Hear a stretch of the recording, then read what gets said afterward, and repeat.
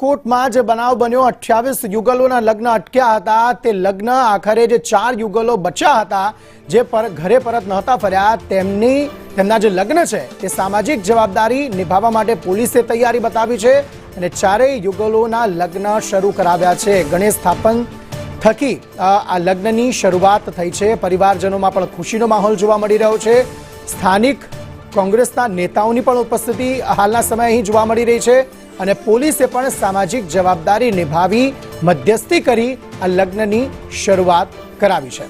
લગ્નના આયોજકો ફરાર થઈ ગયા, પરંતુ જે પોલીસ અહીંયા મધ્યસ્થી કરવા માટે આવી પહોંચી હતી તેમણે આ જે 4 યુગલો જે બચ્યા હતા, જેઓ ઘરે પરત નહોતા ફર્યા, તેમના લગ્ન કરાવ્યા છે।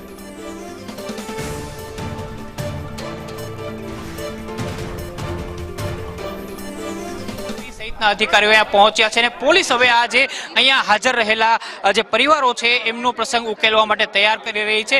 આપણે ડીસીપી સજ્જનસિંહ પરમાર છે, આપણે તેમની સાથે વાત કરીએ। પરમાર સાહેબ, પોલીસે પણ જવાબદારી લીધી છે, આપણી સાથે એસીપી ની સાથે વાત કરીએ। ભારાઈ મેડમ છે, ભારાઈ મેડમ, જે પ્રકારે અહીંયા પોલીસ આવી પહોંચી છે, તમે તૈયારી પણ લઈ રહ્યા છો કે પ્રસંગ ઉકેલવા? हाँ जी, अँ समूह लग्न आयोजन हतुं राजकोट शहर में, जेना आयोजकों है ये कोई पण व्यवस्था कर्या वगर जता रहेल छे।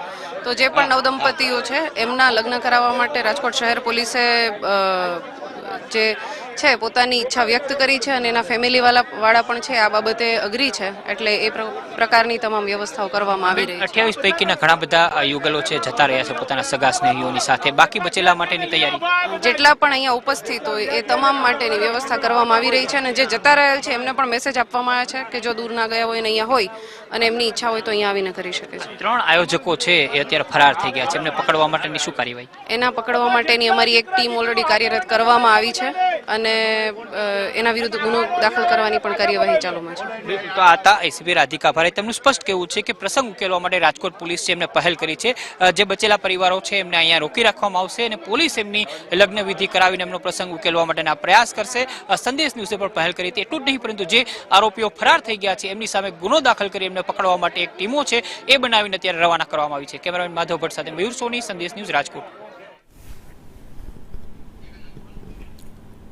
તો હાલ જે આંખોમાં આંસુ હતા ત્યાં હાલ હરખ જોવા મળી રહ્યો છે, સ્મિત જોવા મળી રહ્યું છે, આનંદ જોવા મળી રહ્યો છે કે જે કારણસર રાજકોટ આવવાનું થયું હતું તે લગ્ન જે છે તે હવે સંપન્ન થઈ રહ્યા છે।